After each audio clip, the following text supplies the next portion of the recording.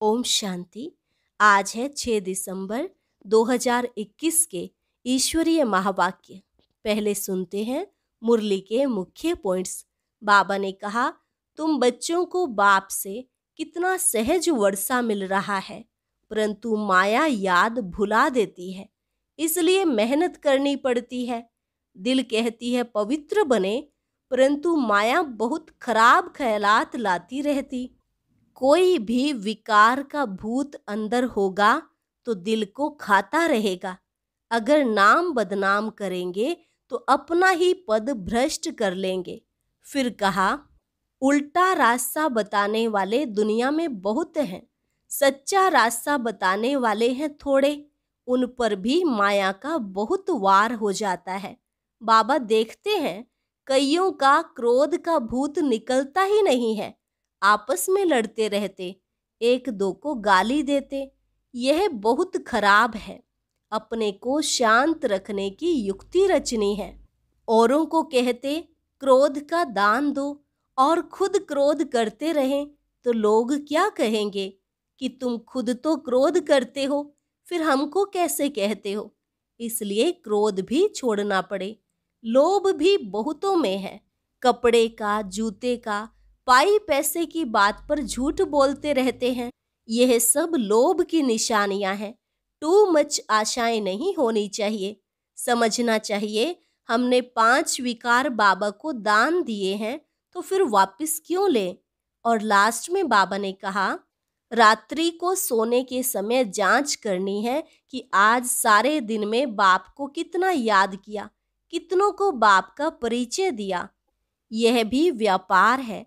तुम्हें अपनी कमाई करनी है। ज्ञान का एक एक रत्न कम नहीं है। एक रत्न भी स्वर्ग का मालिक बना सकता है। और अब सुनते हैं महावाक्यों को विस्तार से। मुरली का सार। मीठे बच्चे, दान में दी हुई चीज कभी भी वापस नहीं लेना। वापस लेंगे तो आशीर्वाद के बदले श्राप मिल जाएगा। प्रश्न, कौन सा निश्चय पक्का हो जाए तो किसी भी विरोध का सामना कर सकते हैं। उत्तर, अगर निश्चय हो जाए कि हमको भगवान मिला है, उसे याद कर हमें विकर्म विनाश करने हैं, विश्व की बादशाही लेनी है, तो सब अपोजिशन खत्म हो जाएंगे, सामना करने की शक्ति आ जाएगी। निश्चय की कमी है तो मूंझ जाते हैं, फिर ज्ञान को छोड़ भक्ति में लग जाते हैं। गीत, तुम्हें पाके हमने जहां पा लिया है, जमी तो जमी आसमां पा लिया है। ओम शांति। यह गीत कौन सुनते हैं? बच्चे सुनते हैं, वही अर्थ को भी समझते हैं। प्रजा भी जो सुनती है वह भी विश्व का मालिक बनती है। जैसे भारतवासी सब कहते हैं हमारा भारत, वैसे वहां भी यथा राजा रानी तथा प्रजा सब समझते हैं विश्व के मालिक हैं। जैसे यूरोपवासी आए तो वह भी कहते थे हम हिंदुस्तान के मालिक हैं। उस समय फिर हिंदुस्तानी नहीं कहेंगे कि हम हिंदुस्तान के मालिक हैं, वह गुलाम थे। राजाई सारी उन्हों के हाथ में थी। फिर हमारा राज्य भाग्य रावण ने छीना। अभी हमको अपना राज्य चाहिए। यह पराया राज्य है। गाया भी जाता है दूर देश के रहने वाले। अब तुम अपना राज्य ले रहे हो। तुम कोई के लिए लड़ते नहीं हो, अपने लिए ही तुम सब कुछ करते हो। वह सेना लड़ती है अपने प्रेसिडेंट व प्राइम मिनिस्टर के लिए। बड़े आदमी तो वह बनते हैं ना, उनको नशा अच्छा रहता है। फिर भी अभी कहते हैं ना भारत हमारा है, परंतु भारतवासियों को यह पता नहीं है कि यह कोई हमारा राज्य नहीं है, यह रावण का राज्य है जिसमें हम रह रहे हैं। राम राज्य में ऐसे नहीं कहेंगे कि यह पराया है। अभी भारत पर रावण का पूरा राज्य है। राम का राज्य था, देवताओं का राज्य था, अभी नहीं है। तुम जानते हो 5000 वर्ष के बाद हम राज्य ले रहे हैं। किससे? परमात्मा बाप से। राम अक्षर कहने से लोग मूंझते हैं, इसलिए बेहद का बाप कहना ठीक है। बाप अक्षर बहुत मीठा है, बाप ही वर्षा याद दिलाते हैं। एक बाप के सिवाय और सब कुछ भूल जाना है। हम आत्माएं बाप से वर्षा ले रही हैं। बाप आकर तुमको आत्म अभिमानी बनाते हैं। हम आत्मा हैं। आत्मा कितनी छोटी महीन है, उसमें 84 जन्मों का पार्ट भरा हुआ है। यह मोटी बुद्धि वाले मनुष्य नहीं जानते हैं, न समझा सकते हैं। बाबा से वर्षा ले रहे हैं, कितना सहज है, परंतु माया भुला देती है। इसलिए बच्चों को मेहनत करनी पड़ती है। इसमें कोई हथियार बारूद की बात नहीं, न कोई ड्रिल आदि सीखनी है, न कोई शास्त्र आदि उठाना है। सिर्फ बाबा को याद करना है।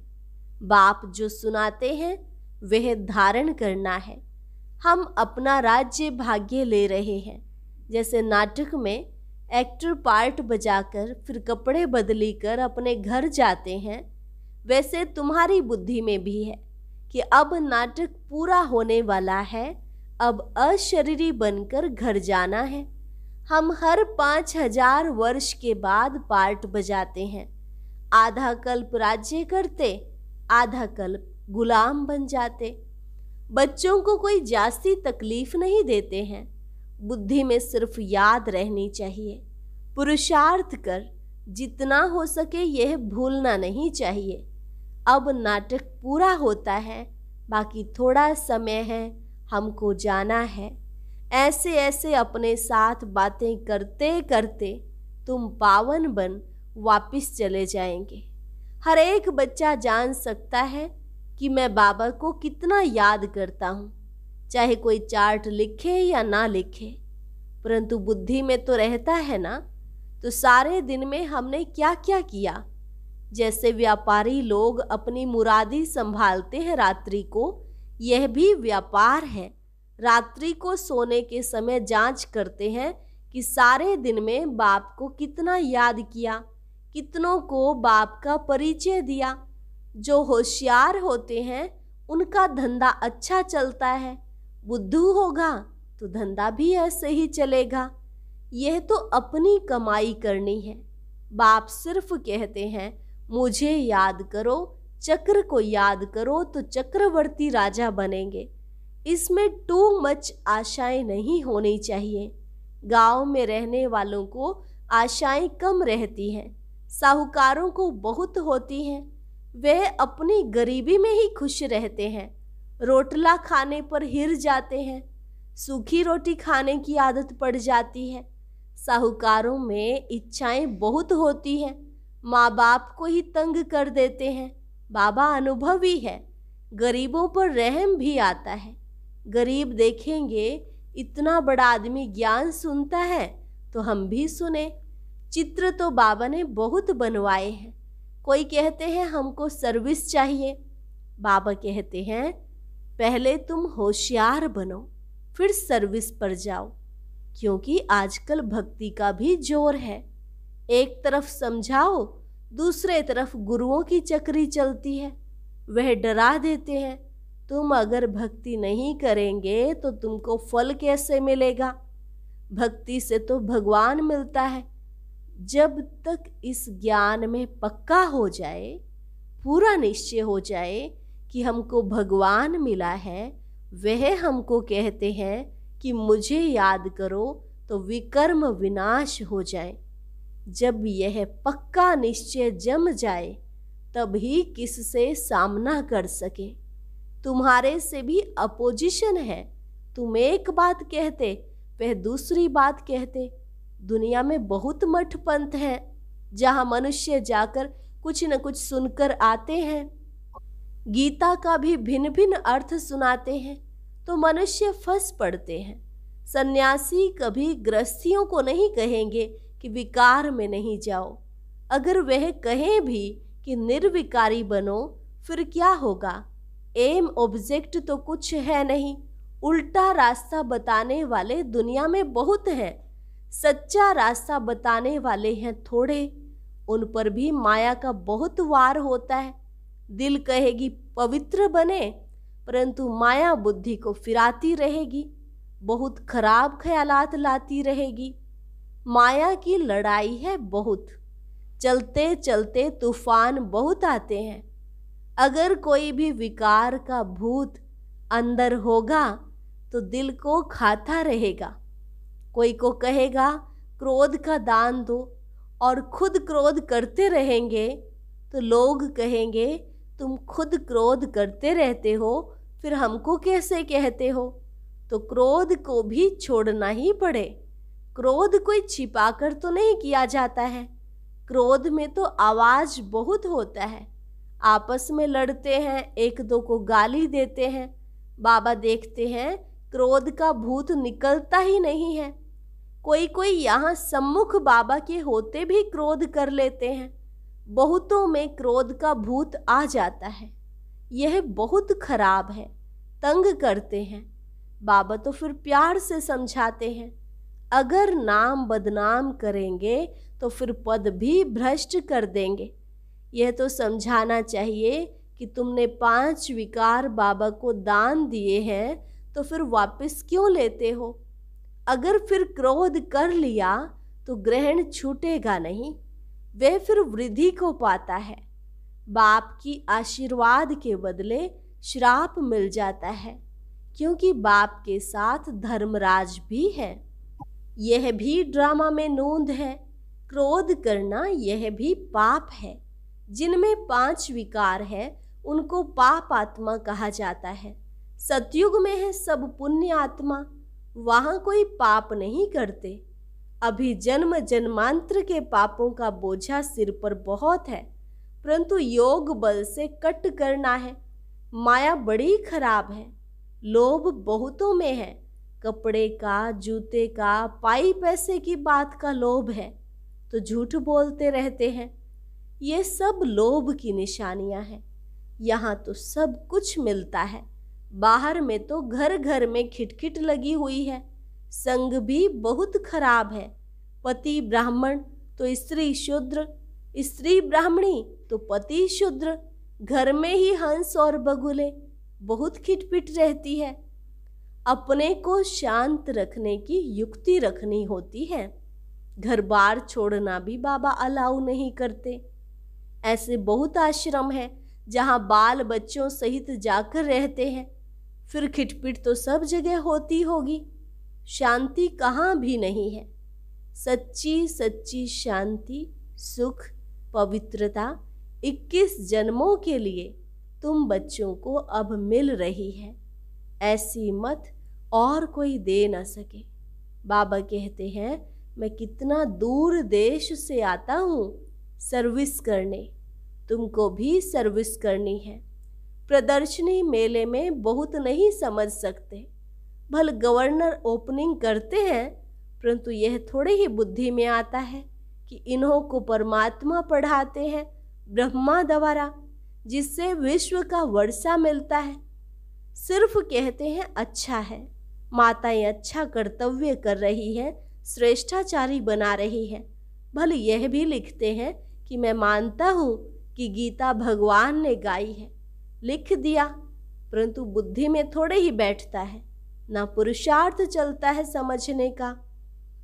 तुम्हारी बुद्धि में है कि शिव बाबा ब्रह्मा द्वारा कहते हैं कि मुझे याद करो तो तुम यह लक्ष्मी नारायण बनेंगे। यह पैगाम सबको सुनाना है। तुम पैगंबर के बच्चे हो और जो भी आते हैं वह धर्म स्थापक है। तुम सबको यह मैसेज सुनाओ कि बाबा स्वर्ग नई दुनिया की स्थापना कर रहे हैं। बाबा कहते हैं अगर तुम मुझे याद करेंगे और पवित्र रहेंगे तो तुम भी स्वर्ग के मालिक बन जाएंगे। घड़ी घड़ी यह ख्यालात चलने चाहिए। कच्ची अवस्था होने के कारण धंधे धोरी में जाते हैं तो सब कुछ भूल जाता है। फिर जो कुछ महावाक्य सुनते हैं वह भी व्यर्थ नहीं जाते हैं। एक एक रत्न कम नहीं है। एक रत्न भी स्वर्ग का मालिक बना सकता है। गाते भी हैं भारत हमारा बहुत उच्च देश है। तुम जानते हो हमारा भारत जो स्वर्ग था वह अब नर्क बना है। अब फिर बाबा कहते हैं मामेकम याद करो तो विकर्म विनाश होंगे। प्रजा तो ढेर बनती जाती है, वृद्धि भी होती रहती है, सेंटर्स खुलते ही रहते हैं। बाप भी कहते हैं गांव में जाकर सर्विस करो। ऐसे बहुत गांव हैं जहां मिलकर क्लास करते हैं, फिर बाबा को पत्र लिखते हैं। तुम बच्चों का काम है ब्राह्मण धर्म को बढ़ाना ताकि सब मनुष्य देवता बन जाएं। यहाँ वाला जो होगा वह और सत्संगों में नहीं फंसेगा। यहाँ मुख्य बात है पवित्रता की। इस पर ही बाप बच्चों के, स्त्री पुरुष के, पुरुष स्त्री के दुश्मन बन जाते हैं। गवर्नमेंट भी कहती है यह क्या करते, यह क्यों होता है, परंतु धर्म में इंटरफियर तो कर नहीं सकते। स्वराज्य तो स्थापन कर ही लेंगे। पहले जो लड़ाई लगी है और इसमें रात दिन का फर्क है। यह बॉम्ब्स आदि पहले नहीं थे। तुम जानते हो हमारे राज्य में लड़ाई का नाम निशान भी नहीं होगा। सतयुग त्रेता सुख, द्वापर कलयुग दुख, नई दुनिया और पुरानी दुनिया। दुनिया एक ही है, सिर्फ नई और पुरानी बनती है। अब पुरानी दुनिया विनाश हो, नई बनने वाली है। यह पुरानी दुनिया अब कोई काम की नहीं रही है, फिर नई दुनिया चाहिए। दिल्ली में कितने बार नए महल बने होंगे। जो आते हैं वह तोड़ फोड़ कर फिर अपना नया बनाते हैं यादगार के लिए। जब बड़ी लड़ाई लगेगी तो ये सब टूट फूट जाएगा। फिर नई दुनिया में नए महल बनाएंगे। फिर जितना जो पढ़ेगा उतना उच्च पद पाएगा। कोई अच्छा पढ़ते हैं, कोई कम। यह तो चलता रहता है। तुम बच्चे यह पक्का याद रखो कि हमने अब 84 जन्म पूरे किए हैं। अब हमको घर जाना है। यह पुराना शरीर छोड़ हम अपने घर जाएं। ऐसी पक्की अवस्था हो जाए फिर और क्या चाहिए। ऐसी अवस्था में कोई शरीर भी छोड़े तो बहुत ऊंच कुल में जन्म लेंगे। अच्छा, मीठे मीठे सिकिल थे बच्चों प्रति मात पिता बाप दादा का याद प्यार और गुड मॉर्निंग। रूहानी बाप की रूहानी बच्चों को नमस्ते। रूहानी बच्चों की रूहानी बाप दादा को नमस्ते नमस्ते, गुड मॉर्निंग। धारणा के लिए मुख्य सार। पहली पॉइंट, अपनी कमाई जमा करने के लिए बाप और चक्र को याद करते रहना है। माया की चक्री में कभी नहीं आना है। टू मच आशाएं नहीं रखनी है। दूसरी पॉइंट, मनुष्य को देवता बनाने के लिए अपने ब्राह्मण धर्म को बढ़ाना है। गांव गांव में जाकर सेवा करनी है। वरदान, बार बार हार खाने के बजाय बलिहार जाने वाले मास्टर सर्वशक्तिमान विजयी भव। बार बार हार खाने के बजाय बलिहार जाने वाले मास्टर सर्वशक्तिमान विजयी भव। स्वयं को सदा विजयी रत्न समझकर हर संकल्प और कर्म करो तो कभी भी हार हो नहीं सकती। मास्टर सर्वशक्तिमान कभी हार नहीं खा सकते। यदि बार बार हार होती है तो धर्मराज की मार खानी पड़ेगी और हार खाने वालों को भविष्य में हार बनाने पड़ेंगे। द्वापर से अनेक मूर्तियों को हार पहनाने पड़ेंगे। इसलिए हार खाने के बजाय बलिहार जाओ। अपने संपूर्ण स्वरूप को धारण करने की प्रतिज्ञा करो तो विजयी बन जाएंगे। स्लोगन, कब शब्द कमजोरी सिद्ध करता है, इसलिए कब करेंगे नहीं, अब करना है। अच्छा, ओम शांति। आज की अव्यक्त मुरली जरूर सुने। उसके लिए ऊपर दिए गए बॉक्स को टच करें।